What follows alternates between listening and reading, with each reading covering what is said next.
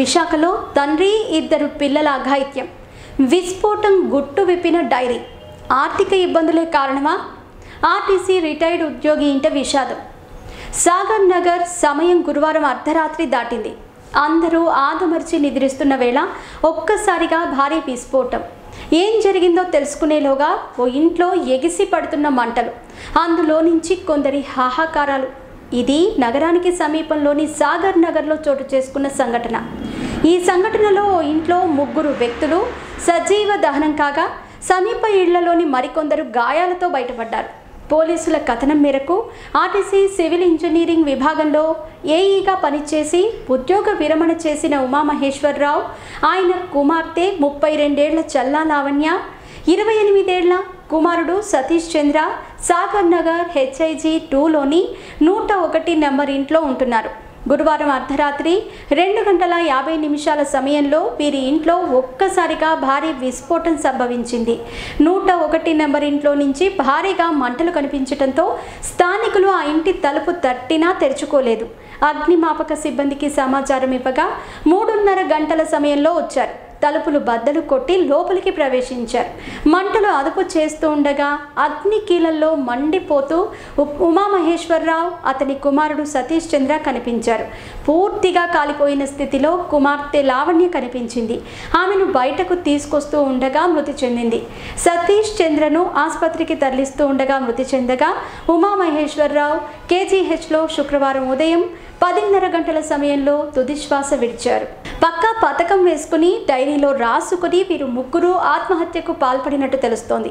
ఇంట్లో పూర్తిగా మండిన 2 గ్యాస్ సిలిండర్లు అగ్నిమాపక సిబ్బంది గుర్తించారు. పోలీసులు సంఘటనా స్థలానికి చేరుకుని ఇరుగు పొరుగు వారి నుంచి వివరాలు సేకరించారు. బెంగళూరు, రాజమండ్రి, రాయ్పూర్లో ఉంటున్న మృతుల బంధువులకు సమాచారం అందించారు. మృతదేహాలను మార్చురీలో భద్రపరిచారు. పేలుడు తర్వాత టీపాయ్పై వాటర్ బాటిల్ కింద ఓ చిన్న డైరీని క్లూస్ టీమ్ గుర్తించింది. అందులో ఏ సమయానికి ఏం చేయాలో అంతా పూసగుచ్చినట్టు రాసుకున్నారు. రాత్రి 12 గంటలకు ఆత్మహత్యకు సిద్ధం కావాలి. 1 గంట సమయంలో టీపాయ్పై సిలిండర్ ఉంచాలి. 2 గంటలకు రెగ్యులేటర్ ఆన్ చేసి అగ్గిపుల్ల వెలిగించాలి అని డైరీలో రాసి ఉంది. అంతేకాకుండా ఇంటి తలుపులు, కిటికీలు అన్నీ మూసున్నాయి. దీంతో వారంతా ఆత్మహత్యకు పాల్పడినట్టు పోలీసులు నిర్ధారణకు వచ్చారు.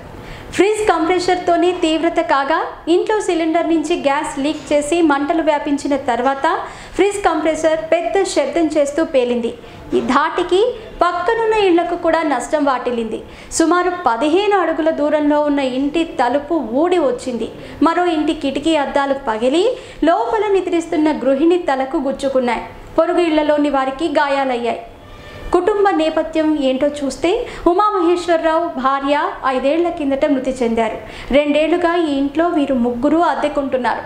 లావణ్య, సతీష్ చంద్ర ఇంజనీరింగ్ చేయగా లావణ్యకు ఉద్యోగం వచ్చినా తండ్రి పంపలేదని తెలుస్తోంది. కుమారుడు మానసిక సమస్యతో ఇబ్బంది పడుతున్నట్టు సమాచారం. ఆర్థిక ఇబ్బందులు, పిల్లల మానసిక స్థితి సరిగ్గా లేకపోవడంతో ఆత్మహత్యకు పాల్పడి ఉండొచ్చని అనుమానం వ్యక్తం చేస్తున్నారు. మృతులకు స్థానికంగా బంధువులెవరూ లేకపోవడంతో కాలనీ వాసులు ముందుకొచ్చి మృతదేహాలను ఆసుపత్రికి తరలించారు.